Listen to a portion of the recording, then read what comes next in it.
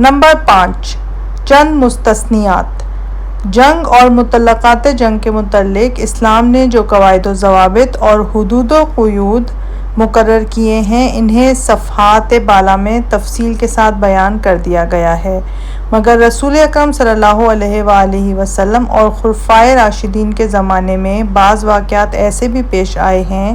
جو بظاہر ان قوانین سے مختلف معلوم ہوتے ہیں، اور ان سے ایک ناواقف اس شبے میں پڑ سکتا ہے کہ شاید اسلام کے اصل احکام وہ نہیں ہیں جو بیان کیے گئے ہیں، یا اس کے احکام میں اختلاف اور تضاد ہے، یا رسول اللہ اور صحابہ رضی اللہ عنہم کا عمل اسلامی قوانین کے خلاف تھا۔ اس لیے اس باب کو ختم کرنے سے پہلے ضروری ہے کہ ان مستثنی واقعات کی تشریح بھی کر دی جائے۔ بنو نذیر کا اخراج۔ اس سلسلے میں پہلا واقعہ بنو نذیر کے اخراج کا ہے۔ یہ یہودیوں کا ایک قبیلہ تھا جو صدیوں سے یثرب میں آباد تھا۔ ہجرت کے بعد حضرت صلی اللہ علیہ وآلہ وسلم کا ان سے معاہدہ ہوا، اور جنگ بدر کے بعد آپ صلی اللہ علیہ وآلہ وسلم نے ان کو مدینہ سے نکال دیا۔ مخالفین اس واقعے کو یہ معنی پہناتے ہیں کہ آپ صلی اللہ علیہ وآلہ وسلم نے بنو نذیر کے ساتھ نعوذ باللہ مکر کیا، یعنی جب کمزور تھے تو ان سے معاہدہ کر لیا، اور جب طاقتور ہو گئے تو عہد توڑ کر انہیں جلا وطن کر دیا۔ لیکن یہ واقعے کی محض ایک سادہ صورت فرض کر لینے کا نتیجہ ہے، ورنہ اگر اس کی تمام تفصیلات پر نظر کی جائے تو صورت واقعہ بالکل برعکس نظر آئے گی۔ عہد شکنی کے مجرم رسول اللہ صلی اللہ علیہ وآلہ وسلم نہیں بلکہ خود بنی نذیر نکلیں گے، اور ان کے خلاف آپ صلی اللہ علیہ وآلہ وسلم کی جنگی کارروائی ظلم نہیں بلکہ عین حق ثابت ہوگی۔ واقعہ یہ ہے کہ آپ صلی اللہ علیہ وآلہ وسلم جب مکہ سے ہجرت کر کے مدینہ تشریف لائے تو آپ نے یہودیوں کے دوسرے قبائل کی طرح بنو نذیر سے بھی ایک معاہدہ کیا تھا، جس کی بنیادی شرط یہ تھی کہ فریقین ایک دوسرے کے خلاف کسی قسم کی معاندانہ کارروائی نہ کریں گے اور نہ ایک دوسرے کے دشمنوں کی امداد کریں گے۔ حافظ ابن جحر رحمۃ اللہ علیہ نے لکھا ہے کہ ان سے مصالحت کی تھی اس بات پر کہ نہ وہ آپ سے جنگ کریں گے اور نہ آپ کے خلاف آپ کے دشمنوں کی اعانت کریں گے۔ اس معاہدے کے بعد آپ صلی اللہ علیہ وآلہ وسلم اور عام مسلمان ان کی طرف سے مطمئن ہو گئے تھے اور ان سے دوستانہ میل جول شروع کر دیا تھا، لیکن شرائط معاہدہ کے بالکل خلاف وہ کفار قریش سے ساز باز کرتے رہے اور چپکے ان کو مسلمانوں کے متعلق خفیہ اطلاعات فراہم کرنے لگے۔ موسیٰ بن عقبہ نے مغازی میں لکھا ہے، بنی نذیر قریش سے سازشیں کرتے تھے، ان کو رسول اللہ صلی اللہ علیہ وآلہ وسلم کے خلاف جنگ پر ابھارتے تھے اور انہیں خفیہ خبریں دیتے تھے۔ پھر انہوں نے اسی پر بس نہ کی بلکہ آپ صلی اللہ علیہ وآلہ وسلم کو قتل کرنے کی بھی متعدد مرتبہ کوششیں کی۔ ایک مرتبہ آپ کو کہلا بھیجا کہ آپ اپنے ساتھ 3 آدمی لے کر آئیے اور ہم بھی اپنے ساتھ 3 عالم بھیجتے ہیں، ایک درمیانی مقام پر ان سے آپ کی بحث ہو، اور اگر آپ ان پر اپنے دین کی حقانیت ثابت کر دیں تو ہم آپ پر ایمان لے آئیں گے۔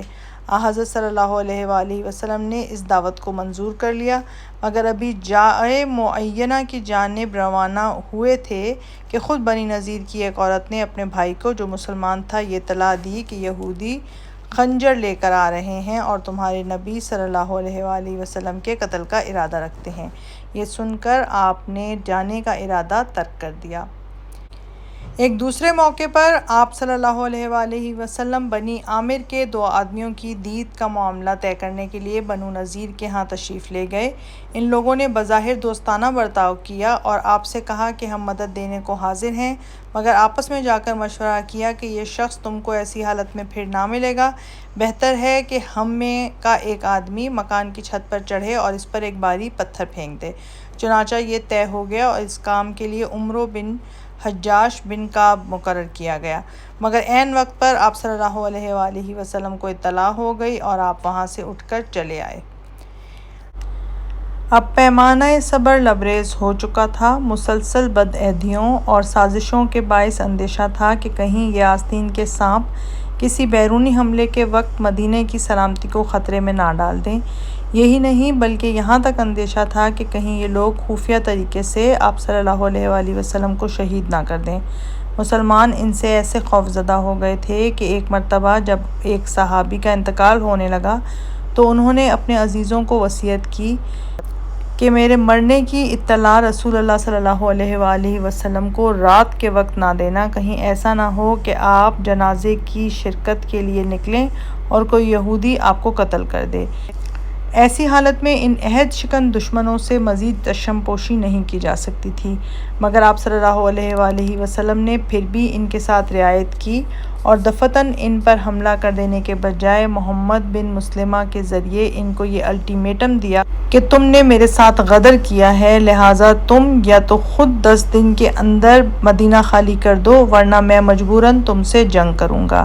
دوسری طرف عبداللہ بن ابی سردار منافقین نے انہیں کہلا بھیجا کہ تم ہرگز نہ نکلنا، ہم تمہاری مدد کریں گے۔ چنانچہ انہوں نے نبی صلی اللہ علیہ وآلہ وسلم کے الٹیمیٹم کا جواب یہ دیا کہ ہم اپنا وطن نہ چھوڑیں گے، تمہارے جو جی میں آئے کر لو۔ اس کے بعد کون کہہ سکتا ہے کہ رسول اللہ صلی اللہ علیہ وآلہ وسلم ان کے خلاف جنگ کرنے میں حق بجانب نہ تھے۔ آپ نے اتمام حجت کا پورا حق ادا کر دیا تھا اور معاہدے کی صریح خلاف ورزی کے مقابلے میں جو زیادہ سے زیادہ نرمی کی جا سکتی تھی وہ بھی کر چکے تھے۔ اب مجبوراً جنگ کے لیے نکلے اور ان کا محاصرہ کر لیا۔ قبل اس کے کہ خون ریزی کی نوبت آتی، صرف محاصرے ہی کی شدت نے بنی نذیر کو بدحواس کر دیا۔ انہوں نے خود ہی تجویز پیش کی کہ آپ ہمارے خون معاف کر دیں، ہم مدینہ سے نکل کر ازراعات یعنی شام چلے جائیں گے اور جو کچھ مال ہمارے اونٹ اٹھا سکیں گے وہ تو لے جائیں گے اور باقی سب کچھ یہیں چھوڑ جائیں گے۔ اس شرط کو آپ صلی اللہ علیہ وآلہ وسلم نے منظور کر لیا اور بغیر کسی ادنیٰ ضرر کے بنو نذیر اسلامی علاقے سے گزر کے شام کی طرف چلے گئے۔ اس مصالحت کے متعلق بلاذری لکھتا ہے، پھر انہوں نے اس شرط پر آپ سے صلح کر لی کہ وہ آپ کے شہر سے نکل جائیں گے اور سوائے اسلحہ اور زرہوں کے باقی جو مال ان کے اونٹ اٹھا سکیں گے وہ ان کا ہے۔ حافظ ابن حجر رحمۃ اللہ علیہ نے لکھا ہے کہ پھر انہوں نے درخواست کی کہ ہمیں اپنے علاقے سے نکل جانے دیا جائے اور جو کچھ ہمارے اونٹ اٹھا سکیں وہ ہمارا ہے، چنانچہ اسی پر ان سے صلح ہو گئی۔ اب یہ ظاہر ہے کہ اعلان جنگ ہونے کے بعد ایسی حالت میں جبکہ ان کو آسانی کے ساتھ مغلوب کر کے پورا انتقام لیا جا سکتا تھا، ان کی شرائط مان لینا اور ان کو امن و سلامتی کے ساتھ صرف اپنی جانیں ہی نہیں بلکہ اپنا مال بھی لے جا کر جانے دینا بجز رحم دلی اور صلح پسندی کے اور کوئی چیز کا نتیجہ نہیں ہو سکتا تھا۔ صرف وہی شخص ایسا کر سکتا تھا جس کا مقصد خون ریزی و غارت گری نہ ہو بلکہ محض دفع شر ہو، مگر اس احسان کا جو بدلہ حضرت صلی اللہ علیہ وآلہ وسلم کو ملا وہ بہت ہی تلخ تھا۔ جن دشمنوں کو آپ نے قابو میں آ جانے کے بعد محض رحم کھا کر چھوڑ دیا تھا، انہوں نے مدینہ سے نکل کر تمام عرب میں آپ کے خلاف سازش کا جال پھیلا دیا اور 2 ہی سال بعد وہ 24,000 کا لشکر جرار اکٹھا کر کے مدینہ پر حملہ آور ہوئے۔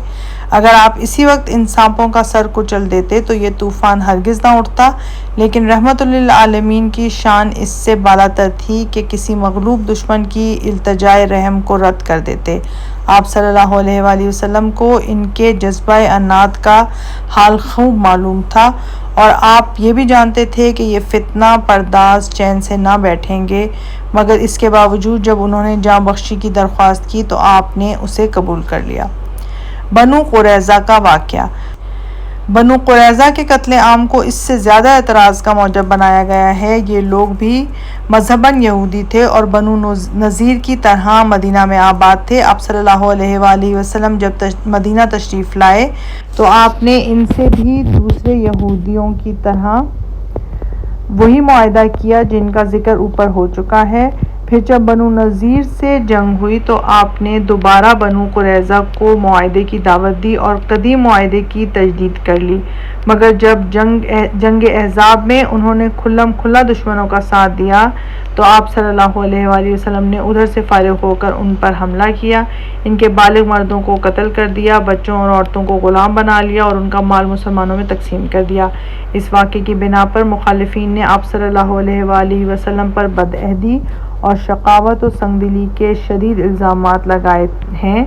مگر جب تفصیلات پر نظر ڈالی جائے تو اس کی حقیقت بھی مخالفین کے زعم و بیان سے بالکل مختلف نظر آتی ہے۔ اوپر بیان ہو چکا ہے کہ بنو قریظہ سے 2 مرتبہ معاہدہ ہوا تھا، ایک عام معاہدہ جو دوسرے یہودی قبائل کی میت پر ہوا، اور دوسرا خاص معاہدہ جو بنی نذیر سے لڑائی کے موقع پر ان سے کیا گیا۔ ان 2 معاہدات کے بعد بنو قریظہ کا فرض تھا کہ نبی صلی اللہ علیہ وآلہ وسلم اور آپ کے متبعین کے خلاف کسی قسم کی معاندانہ کارروائی میں حصہ نہ لیتے، لیکن جنگ احزاب میں جب بنو نذیر کی تحریض پر عرب کے بڑے بڑے قبائل اسلام کو مٹانے کے لیے متفق ہو کر مدینہ پر حملہ آور ہوئے تو بنی قریظہ نے حی بن اخطب نظری کے بھڑکانے سے اعلانیہ معاہدہ توڑ دیا اور جنگ میں شامل ہو گئے۔ آپ صلی اللہ علیہ وآلہ وسلم کو ان کے نقض عہد کی خبر ہوئی تو آپ نے سعد رضی اللہ عنہ بن معاذ اور سعد رضی اللہ عنہ بن عبادہ کو ان کے پاس بھیجا اور وفائے عہد کی نصیحت کی، مگر انہوں نے صاف کہہ دیا کہ ہمارا تمہارا کوئی معاہدہ نہیں ہے۔ ان کے اس طرح عین وقت پر معاہدہ توڑ دینے اور جنگ میں شریک ہو جانے سے مدینہ 2 طرف سے محصور ہو گیا، ایک طرف قریش اور غطفان وغیرہ کی فوجیں تھیں اور دوسری طرف بنو قریظہ کی۔ سب سے زیادہ خطرہ یہ تھا کہ مسلمانوں نے جس قلعے میں اپنی عورتوں کو حفاظت کے لیے بھیج دیا تھا وہ بنی قریظہ کی عین زد میں تھا اور یہ لوگ اس کا محاصرہ کرنے کی دھمکی دے رہے تھے۔ اس صورتحال نے مسلمانوں کو انتہائی دہشت و پریشانی میں مبتلا کر دیا، حتیٰ کہ آپ صلی اللہ علیہ وآلہ وسلم نے مجبور ہو کر یہ تہیہ کر لیا کہ مدینے کی پیداوار کا تیسرا حصہ دے کر حملہ آوروں سے مصالحت کر لیں۔ قرآن مجید میں اس پریشانی کی کیفیت اس طرح بیان کی گئی ہے: اذ جاؤکم من فوقکم ومن اسفل منکم واذ زاغت الابصار وبلغت القلوب الحناجر وَتَظُنُّونَ بِاللَّهِ الظُّنُونَ۔ سورہ احزاب آیت نمبر 10۔ جبکہ وہ تم پر بالائے شہر اور بائیں شہر کی طرف سے چڑھ آئے، اور جبکہ تمہاری آنکھوں میں اندھیرا چھا گیا، اور جبکہ دل منہ کو آنے لگے اور تم اللہ کے متعلق طرح طرح کی بدگمانیاں کرنے لگے۔ اس آیت کی تشریح کرتے ہوئے حضرت حذیفہ رضی اللہ تعالیٰ عنہ بیان کرتے ہیں: اس رات ہماری پریشانی دیکھنے سے تعلق رکھتی تھی، ایک طرف ابو سفیان اور اس کے ساتھی زبردست فوجیں لیے ہوئے اوپر سے آئے تھے، اور دوسری طرف بنو قریظہ نیچے سے بڑھے، اور ان کے حملے سے ہمارے بال بچوں کی سلامتی بھی خطرے میں پڑ گئی۔ اس شدید اور خطرناک بدعہدی کے بعد ان لوگوں کے ساتھ کسی قسم کی رعایت کرنا خودکشی کرنا تھا۔ چنانچہ جب احزاب کے بادل چھٹ گئے اور بیرونی حملے کا خوف جاتا رہا تو آپ صلی اللہ علیہ وآلہ وسلم نے فوراً بنو قریظہ کا محاصرہ کر لیا۔ 15 دن یا 25 دن تک اسلامی فوجیں ان کے قلعے کے گرد پڑی رہیں۔ جب انہوں نے دیکھا کہ یہ قضا کا پیغام ٹل نہیں سکتا تو آپ صلی اللہ علیہ وآلہ وسلم کی خدمت میں کہلا بھیجا کہ سعد بن معاذ ہمارے حق میں جو فیصلہ کریں وہ ہمیں منظور ہے۔ بعض روایتوں میں یہ بھی آیا ہے کہ انہوں نے اپنی قسمت کا فیصلہ آپ صلی اللہ علیہ وآلہ وسلم پر چھوڑ دیا، اور آپ نے اس خیال سے سعد بن معاذ کو حکم بنایا کہ وہ بنو قریظہ کے حلیف تھے۔ ان پر کسی کو شک نہ ہو سکتا تھا کہ ان کے حق میں ناواجب فیصلہ کریں گے۔ بہرحال جو صورت بھی ہو، سعد رضی اللہ عنہ بالاتفاق حکم بنائے گئے اور انہوں نے فیصلہ کر دیا کہ بنو قریظہ کے بالغ مرد قتل کیے جائیں گے، عورتوں اور بچوں کو لونڈی غلام بنا لیا جائے اور ان کا مال مسلمانوں میں بانٹ دیا جائے۔ چنانچہ یہی فیصلہ نافذ کیا گیا اور اس کے مطابق ان کے مرد قتل کر دیے گئے۔ اب جہاں تک بدعہدی کا الزام کا تعلق ہے تو صاف ہو چکا، کوئی نہیں کہہ سکتا کہ آپ صلی اللہ علیہ وآلہ وسلم نے ان پر حملہ کر کے عہد شکنی کی، لیکن دوسرا الزام یہ باقی رہ جاتا ہے کہ ان سے انتقام بہت سخت لیا گیا۔ مگر اس کو سختی اور سنگ دلی سے تعبیر کرنے سے پہلے چند امور کو اچھی طرح ذہن نشین کر لینا چاہیے۔ نمبر 1، بنو قریظہ اور ان کے ہم قوم بنو نذیر کی بدعہدیوں کو دیکھ کر یہ ناممکن تھا کہ ان سے از سر نو کوئی معاہدہ کیا جاتا اور یہ توقع قائم کی جا سکتی کہ پھر کسی نازک موقع پر وہ اسے نہ توڑیں گے۔ نمبر 2، ان کے قلعے مدینہ سے بالکل متصل تھے اور ایسی صریح غداری کے بعد ان کے اندر قریب رہنے سے ہر وقت خطرہ تھا کہ کب کسی دشمن کو عین مسلمانوں کے گھر پر چڑھا لائیں۔ نمبر 3، ان کو جلا وطن بھی نہیں کیا جا سکتا کیونکہ ان سے پہلے ان کے بھائی بنی نذیر کو جلا وطن کرنے کا یہ نتیجہ ہوا تھا کہ انہوں نے مسلمانوں سے دور بیٹھ کر اطمینان کے ساتھ جنگ کی تیاریاں کیں اور فوجیں جمع کر کے مدینہ پر چڑھائے۔ نمبر 4، ان باتوں کے باوجود آپ صلی اللہ علیہ وآلہ وسلم نے خود ان کے لیے کوئی سزا تجویز نہیں کی بلکہ ان کی مرضی اور اتفاق سے ایک ایسے شخص کو حکم بنایا جو خود ان کا پشت پنی حلیف تھا۔ نمبر 5، ثالثی اور پنچایت کے متعلق یہ تمام دنیا کا مسلمہ قانون ہے کہ جب فریقین کے اتفاق سے کوئی شخص حکم، ثالث یا پنچ بنایا جائے تو جو فیصلہ وہ کر دے اس کی پابندی فریقین پر لازم ہوتی ہے۔ نمبر 6، سعد رضی اللہ عنہ بن معاذ نے جو کچھ فیصلہ کیا وہ تورات کے احکام کے مطابق تھا، اس لیے کسی یہودی نے اس کے خلاف ایک لفظ نہ کہا۔ نمبر 7، ان میں سے صرف وہ مرد قتل کیے گئے جو ہتھیار اٹھانے کے قابل تھے کیونکہ انہی سے جنگ و غدر کا اندیشہ تھا، باقی رہیں عورتیں اور بچے تو ان کے سر دھروں کے قتل ہو جانے کے بعد ان کی پرورش کا بجز اس کے اور کیا وسیلہ ہو سکتا تھا کہ مسلمان خود ان کے کفیل بنتے۔ ان وجوہ کو ذہن نشین کر لینے کے بعد یہ تسلیم کرنے میں کوئی روک باقی نہیں رہتی کہ بنو قریظہ کے ساتھ جو سلوک کیا گیا وہ عین انصاف کے مطابق تھا اور اس کے سوا ان کے ساتھ کوئی سلوک نہیں کیا جا سکتا تھا۔ کعب بن اشرف کا قتل۔ عہد رسالت کا ایک اور واقعہ جس پر سخت اعتراض کیے جاتے ہیں وہ یہ ہے کہ آپ صلی اللہ علیہ وآلہ وسلم نے اپنے دشمن کعب بن اشرف کو خفیہ طریقے سے قتل کرا دیا۔ مخالفین کا اعتراض یہ ہے کہ یہ وہی جاہلیت کا فتق تھا اور بزدلی کے علاوہ آداب جنگ کے بھی خلاف تھا، لیکن اس واقعے کے بھی چند مخصوص اسباب تھے جن کو معترضین نے نظر انداز کر دیا ہے۔ یہ شخص یہود بنی نذیر میں سے تھا اور اپنی قوم کے ساتھ اس معاہدے میں شریک تھا جو ہجرت کے بعد رسول اللہ صلی اللہ علیہ وآلہ وسلم کے اور ان کے درمیان ہوا تھا، مگر اسے اسلام اور خاص کر داعیہ اسلام سے سخت عداوت تھی۔ آپ صلی اللہ علیہ وآلہ وسلم کی شان میں یہ ہجویہ اشعار کہتا، مسلمان عورتوں کے متعلق نہایت گندے عشقیہ قصائد کہتا اور کفار قریش کو آپ صلی اللہ علیہ وآلہ وسلم کے خلاف اشتعال دلاتا تھا۔ جنگ بدر میں آپ صلی اللہ علیہ وآلہ وسلم کو فتح ہوئی تو اس کو سخت رنج ہوا اور شدت غضب میں پکار اٹھا کہ خدا کی قسم اگر محمد نے قریش کو واقعی شکست دے دی ہے تو زمین کا پیٹ ہمارے لیے اس کی پیٹھ سے زیادہ بہتر ہے۔ پھر وہ مدینہ سے مکہ پہنچا اور وہاں نہایت دردانگیز طریقے سے قریش کے مقتولین کے مرثیے کہہ کہہ کر ان کے عوام اور سرداروں کو انتقام کا جوش دلانے لگا۔ اس کی یہ سب حرکات اس معاہدہ کے خلاف تھیں جو مسلمانوں اور یہودیوں کے درمیان ہوا تھا، جن میں وہ اپنی قوم کے ساتھ شریک تھے، تاہم انہیں کسی نہ کسی طرح معاف کیا جا سکتا تھا۔ لیکن ان سب سے گزر کر وہ اپنے جذبہ عناد میں یہاں تک پہنچا کہ آپ صلی اللہ علیہ وآلہ وسلم کی جان تک لینے کا تہیہ کر لیا۔ اس نے ایک سازش کی تیاری کی جس کا مقصد آپ کو دھوکے سے قتل کرنا تھا۔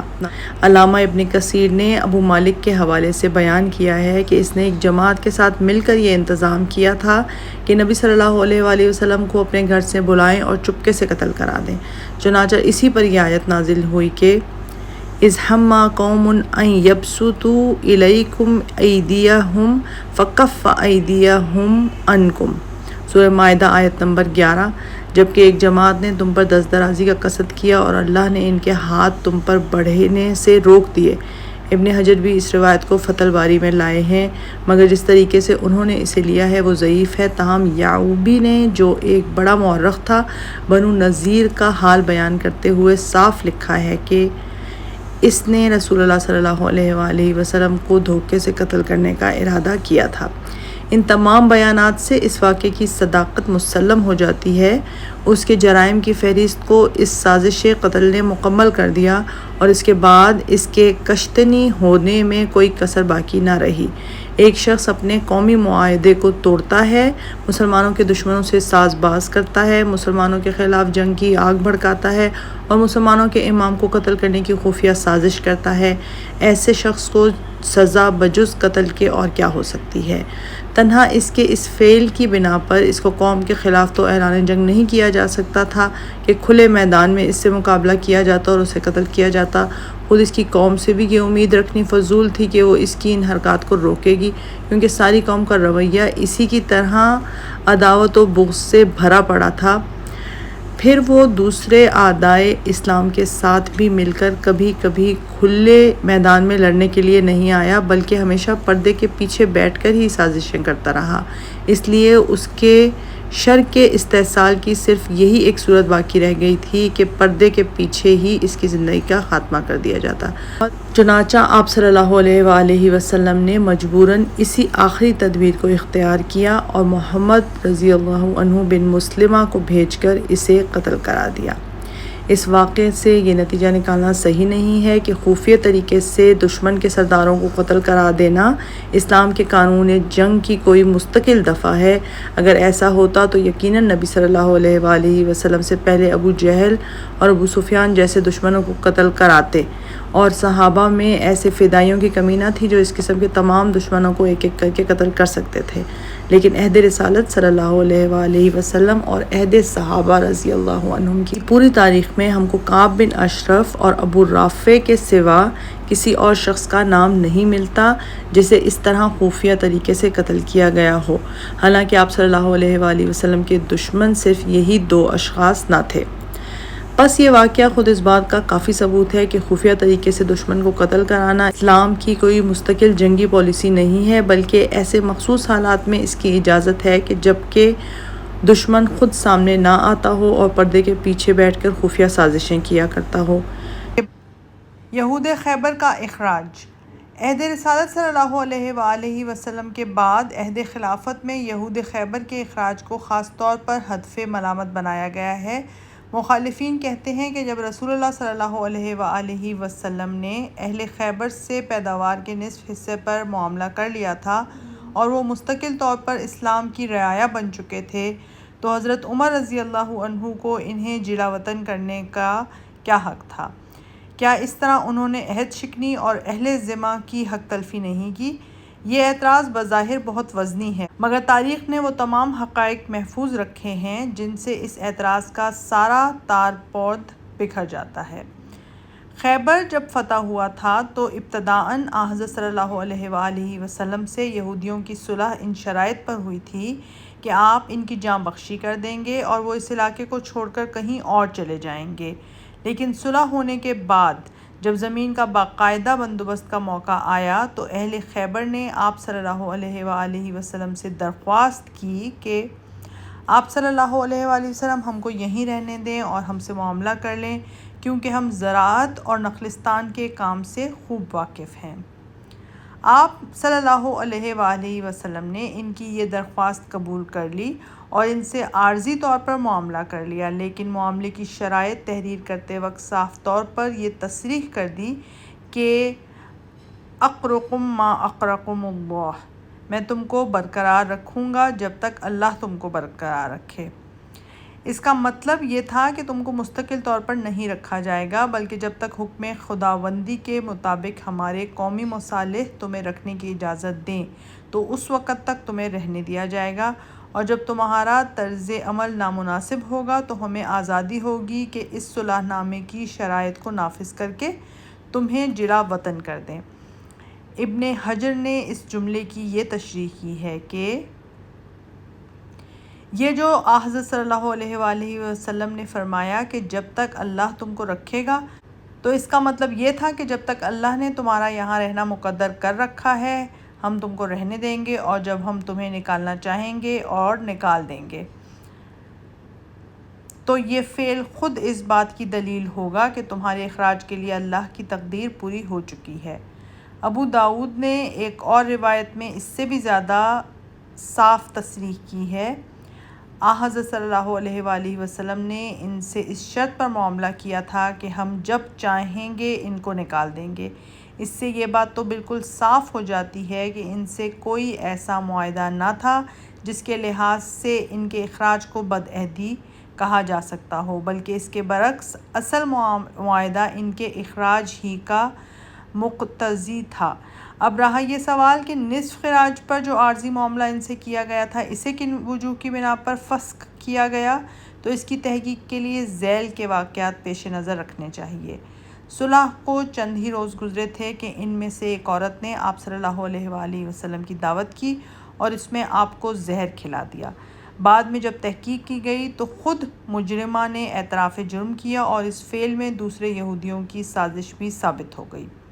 آپ صلی اللہ علیہ وآلہ وسلم ہی کے زمانے میں انہوں نے عبداللہ بن سہیل بن زید الانصاری کو قتل کر کے ایک نہر کے کنارے ڈال دیا۔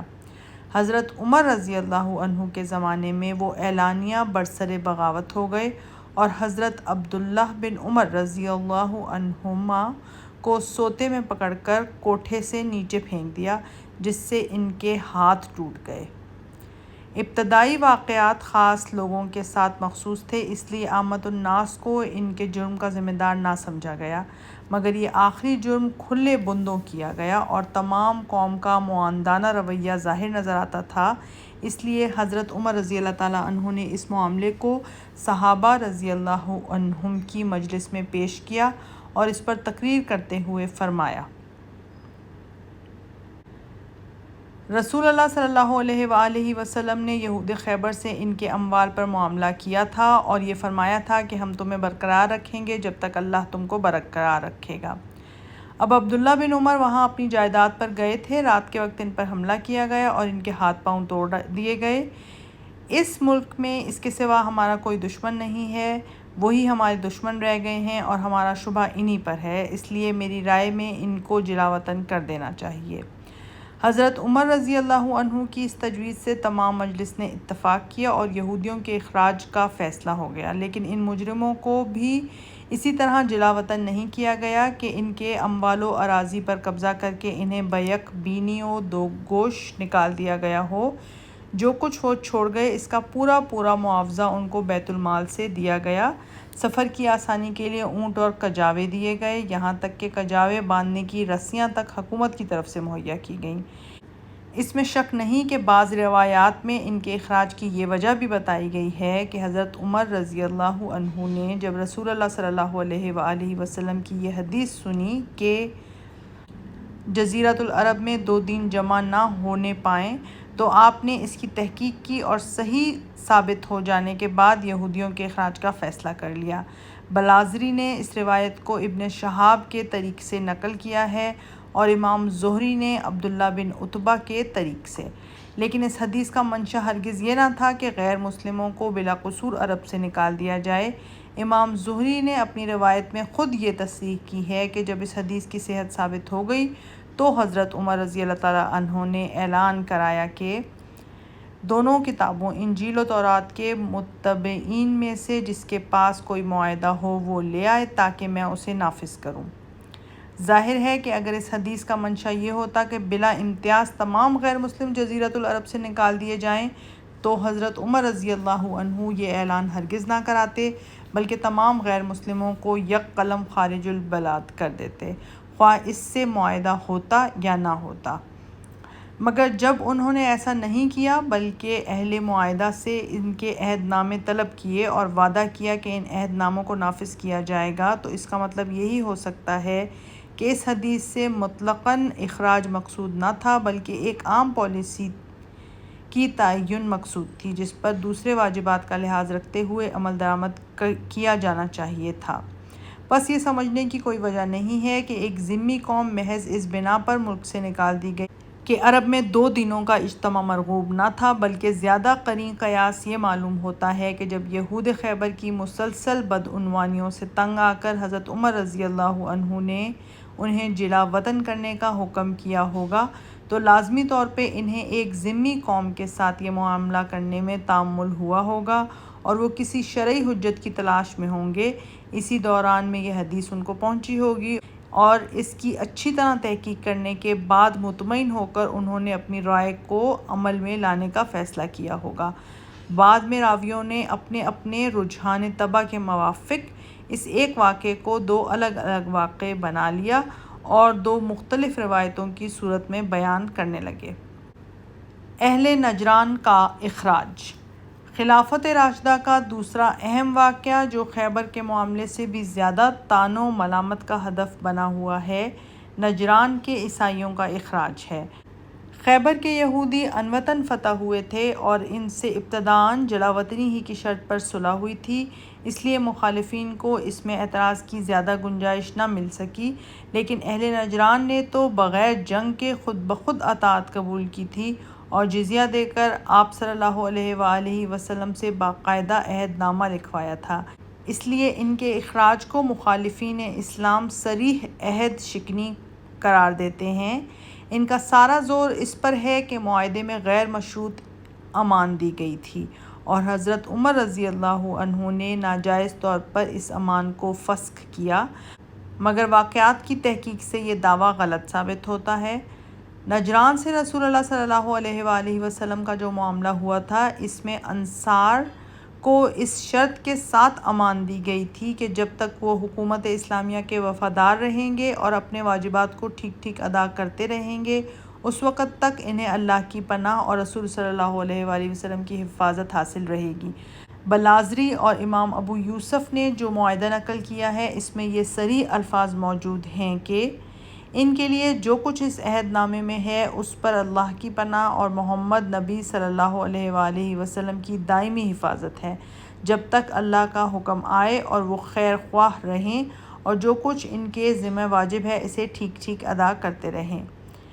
اسی طرح حضرت ابوبکر رضی اللہ عنہ نے منصب خلافت پر فائز ہو جانے کے بعد جو عہد نامہ ان کو لکھ کر دیا تھا، اس میں بھی وضاحت کے ساتھ یہ شرط لگا دی رکھی تھی کہ ان پر واجب ہے کہ خیر خواہ رہیں اور جو حق ان پر واجب ہے اسے ٹھیک ٹھیک ادا کرتے رہیں۔ اس معاہدے کی روح سے جس طرح اسلامی حکومت نے ان کی حفاظت کرنے اور ان کی قدیمی حالت کو برقرار رکھنے کا عہد کیا تھا، اس طرح اہل نجران سے بھی یہ عہد لے لیا تھا کہ وہ حکومت اسلامیہ کے وفادار رہیں گے، اور یہ وہ عہد ہے جو دنیا کی ہر حکومت اپنی رعایا سے لیتی ہے۔ مگر اہل نجران نے اس عہد کو کہاں تک پورا کیا؟ وہ ما نصحُ و اصلحُ کی شرط پر کس حد تک عامل رہے؟ انہوں نے خیر خواہی اور وفاداری کا حق کہاں تک ادا کیا؟ تاریخ سے اس کا جواب ہم کو یہ ملتا ہے کہ انہوں نے گھوڑے اور اسلحہ جمع کر کے بغاوت کا سامان کیا اور حکومت اسلامیہ کے قلب کو خطرے میں ڈال دیا۔ امام ابو یوسف نے اپنی کتاب الخراج میں صاف لکھا ہے، حضرت عمر رضی اللہ عنہ نے ان کو اس لیے جلا وطن کیا کہ آپ کو ان سے مسلمانوں کے خلاف بغاوت کا خوف ہو گیا تھا۔ انہوں نے اپنے ملک میں اسلحہ اور گھوڑے جمع کر لیے تھے۔ عرب کے نقشہ پر نظر ڈالو تو صاف معلوم ہو جائے گا کہ اہل نجران کی یہ تیاریاں کس قسم کے خطرات کا پیش خیمہ تھیں۔ ایک طرف ان کے عین شمال میں حکومت اسلامیہ کا مرکز حجاز واقع تھا اور دوسری طرف ان کے سامنے بحر احمر کے دوسرے ساحل پر حبش کی عیسائی سلطنت موجود تھی۔ اگر وہ اپنی تیاریاں مکمل کر کے حجاز پر حملہ کر دیتے اور اپنے ہم مذہب اہل حبش کو ابرہہ کا ناتمام منصوبہ پورا کرنے کے لیے اپنی مدد پر بلا لیتے، تو ہر شخص اندازہ کر سکتا ہے کہ مسلمانوں کو کیسی شدید مصیبت کا سامنا کرنا پڑتا۔ ابن اسیر اور بلازری نے بیان کیا ہے کہ امن و امان کی برکات سے ان کی تعداد بڑھتے بڑھتے 40,000 تک پہنچ گئی تھی اور دولت کی زیادتی نے ان میں خانہ جنگی کا سلسلہ بھی شروع کر دیا تھا۔ ان کے مختلف گروہ حضرت عمر رضی اللہ عنہ کے پاس آ کر ایک دوسرے کی شکایتیں کرتے تھے اور ہر پارٹی کے لوگ دوسری پارٹی کو نکال دینے کا مشورہ دیا کرتے تھے۔ اول حضرت عمر رضی اللہ عنہ نے اس فتنے سے درگزر کیا، مگر جب ان کی روز افزوں قوت سے خود اسلامی حکومت کا قلب خطرے میں پڑ گیا تو آپ نے موقع کو غنیمت سمجھ کر ان کی جلا وطنی کا حکم صادر کر دیا۔ تاہم ایک ایسی قوم جس کے خلاف بغاوت کی تیاری کا ثبوت بہم پہنچ چکا تھا، حکومت اسلامیہ کے حدود سے خارج نہیں کی گئی بلکہ صرف عرب سے خارج کی گئی۔ اس کو اللہ کی پناہ اور محمد صلی اللہ علیہ وآلہ وسلم کے ذمہ سے محروم نہیں کیا گیا بلکہ اسی پناہ اور ذمہ میں ایک نامناسب مقام سے دوسرے مناسب مقام کی طرف منتقل کر دیا گیا۔ نجران سے اس کے اخراج کا مقصد صرف یہ تھا کہ وہ حجاز اور حبش کے درمیان ایک نازک سیاسی و حربی پوزیشن پر قابض نہ رہیں، اس سے زیادہ کوئی اور سزا دینی مقصود نہ تھی۔ اس لیے حضرت عمر رضی اللہ تعالیٰ عنہ نے ان کو نجران یمن سے منتقل کر کے نجران عراق کی طرف بھیج دیا، ان کی زمینوں کے بدلے زمینیں دیں، 2 سال کا جزیہ معاف کیا، یمن سے عراق تک کے سفر کے لیے پوری آسانیاں بہم پہنچائیں اور اپنے عمال کو حکم دیا کہ انہیں کسی قسم کی تکلیف نہ ہونے پائے۔ امام ابو یوسف رحمۃ اللہ علیہ نے اس فرمان کو لفظ بلفظ نقل کیا ہے، جس کے چند فقرے یہ ہیں۔ شام و عراق کے افسروں میں سے جس کے پاس یہ جائیں وہ ان کو قابل کاشت زمین عطا کرے، جس زمین میں یہ کاشت کریں وہ ان کے لیے خدا واسطے کا صدقہ ہے اور اس زمین کے عوض ہے جو یمن میں ان سے لی گئی ہے۔ اس زمین میں ان پر کوئی دست درازی اور مداخلت نہ کی جائے گی۔ اگر کوئی شخص ان پر ظلم کرتا ہو تو ہر مسلمان جو وہاں موجود ہو لازم ہے کہ ان کی مدد کرے، کیونکہ وہ ایسی قوم ہے جو ہماری پناہ میں ہے۔ ان کا جزیہ 24 مہینے کے لیے معاف ہے۔ معترضین نے ان سب باتوں کو بھلا کر صرف اتنا یاد رکھا ہے کہ اہل نجران سے عہد تھا۔ عمر بن خطاب رضی اللہ تعالیٰ عنہ نے اسے توڑا اور انہیں جلا وطن کر دیا۔ مگر ان تمام حالات کو دیکھ کر کوئی بتائے کہ اگر آج اس 20ویں صدی میں بھی کوئی قوم وہ روش اختیار کرے جو اہل نجران نے اختیار کی تھی اور اس کی سیاسی و جنگی پوزیشن وہی ہو جو اہل نجران کی تھی، تو ایک مہذب حکومت جو اپنی مملکت کے امن کو محفوظ رکھنا چاہتی ہو ان کے ساتھ کیا سلوک کرے گی۔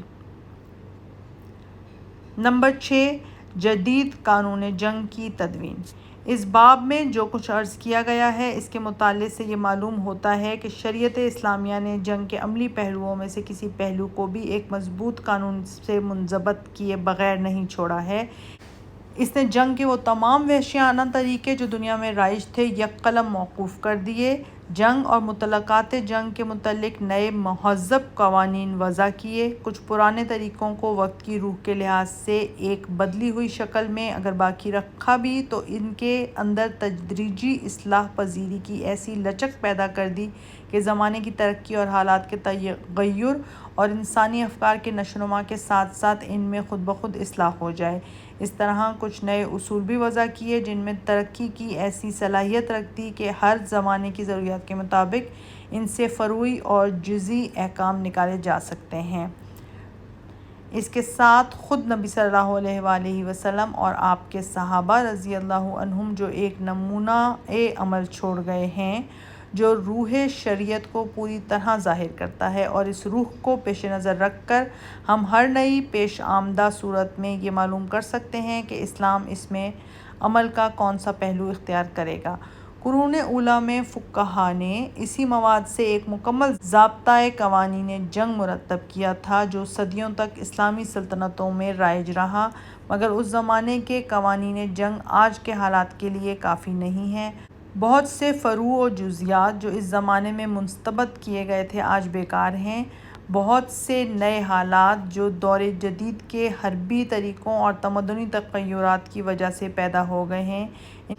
ان کے بارے میں فروعی احکام قدیم کتب فقہیہ میں موجود نہیں رہیں۔ اس لیے ضرورت ہے کہ ہم اصل ماخذ یعنی قرآن مجید اور احادیث نبی صلی اللہ علیہ وآلہ وسلم کی طرف رجوع کریں۔ ان میں جو اصول و فرع موجود ہیں ان سے اپنی آج کی ضروریات کے مطابق ایک ضابطۂ قانون مدون کر لیں۔ اس جدید قانون کی تدوین اس طریقے پر ہونی چاہیے کہ جن مسائل میں فروع کی تفصیل ہم کو قرآن و حدیث سے ملتی ہے اس کو بجنس ہی باقی رہنے دیں۔ جن مسائل میں صرف اصول ملتے ہیں اور فروع نہیں ملتے، ان میں شریعت کی روح اور علماء سلف کی تصریحات اور موجودہ عہد کی ضروریات کے مطابق نئے فروع نکالیں، اور جن مسائل میں شریعت نے ہم کو ترک کو اختیار کا حق دیا ہے۔ ان میں ایسی چیزوں کو ترک نہ کہ حرام و ناجائز کر دیں جنہیں موجودہ عہد کی دنیا چھوڑ چکی ہے۔ اس کام میں ہم کو نہ تو فقہائے قدیم کی لکھی ہوئی کتابوں پر کلی حصر کرنا چاہیے اور نہ ان سے بالکل بے نیاز ہو جانا چاہیے۔ ان بزرگوں نے جو کچھ محنتیں کی ہیں وہ نہ تو محض بیکار ہیں اور نہ ہم ان کو ردی سمجھ کر پھینک دیں، اور نہ اصول شریعت ہی کی طرح اٹل ہیں کہ زمانے کی ضروریات کے مطابق ہم ان کو بدل نہ سکیں۔ ان دونوں طریقوں کے درمیان ہم کو ایک متوسط طریقہ اختیار کرنا چاہیے، اور وہ یہ ہے کہ ان کے مجتہدات میں سے جو چیزیں ہمارے موجودہ عہد کی اسپرٹ کے مطابق ہیں ان کو ہم باقی رکھیں، اور جو ماضی کے ساتھ پرانی ہو چکی ہیں ان کو چھوڑ کر براہ راست اصول شریعت سے فرو اخذ کریں۔ مثال کے طور پر قرآن و حدیث میں ہم کو اسیران جنگ، زخمیوں اور بیماروں اور غیر جانبداروں کے حقوق و فرائض اور ایسے ہی دوسرے مسائل کے متعلق صرف اصول ملتے ہیں، فروع کی کوئی تفصیل نہیں ملتی۔ اس عدم تفصیل اور بیان اصول پر اکتفا کے معنی یہ ہیں کہ شریعت ہر زمانے کے مسلمانوں کو یہ حق دیتی ہے کہ اپنے عہد کی ضروریات کے مطابق خود فروع اخذ کر لیں، لہٰذا ہم کو اس بات کی ضرورت نہیں ہے کہ ان فروع کے لیے 5ویں اور 6 صدی ہجری کی لکھی ہوئی کتب فقیہہ کی طرف رجوع کریں اور ان میں کچھ تفصیلات ملیں ان کو بلا تأمل قبول کر لیں، بلکہ ہمارا کام یہ ہے کہ خود اپنے زمانے کے حالات کو دیکھ کر ان اصول شریعت سے ایسے قوانین مستنبط کر لیں جو موجودہ حالات کے لیے مناسب ہوں۔ بلکہ شریعت ہم کو یہ حق بھی دیتی ہے کہ موجودہ رائج الوقت قوانین جس حد تک روح شریعت کے مطابق ہوں ان کو ہم اختیار کر لیں، اور زمانہ حال کی سلطنتوں کے درمیان جو مفاہمتیں ہوں ان میں بھی احکام شرعیہ کو ملحوظ رکھ کر شریک ہو جائیں۔ اسی خیال سے میں نے اس باب میں شریعت کے اصلی ماخذ یعنی قرآن و حدیث سے وہ اصول و فروع نقل کر دیے ہیں جو ایک مکمل ضابطۂ قانون کے لیے مواد مہیا کرتے ہیں۔ اس کے ساتھ جہاں جہاں علماء سلف کی تصریحات عہد جدید کی اسپرٹ کے مطابق پائی گئی ہیں ان کو بھی نقل کر دیا ہے، اور ان مستثنیات کو بھی تشریح کر دی ہے جن کی ظاہری شکل کو دیکھ کر لوگوں کو اسلامی قانون کے اندر تناقض ہونے کا شبہ ہو سکتا ہے۔ اب اس تمام مواد کو پیش نظر رکھ کر فقہ کی جدید کتاب الجہاد مرتب کرنا فقہائے عصر کا کام ہے۔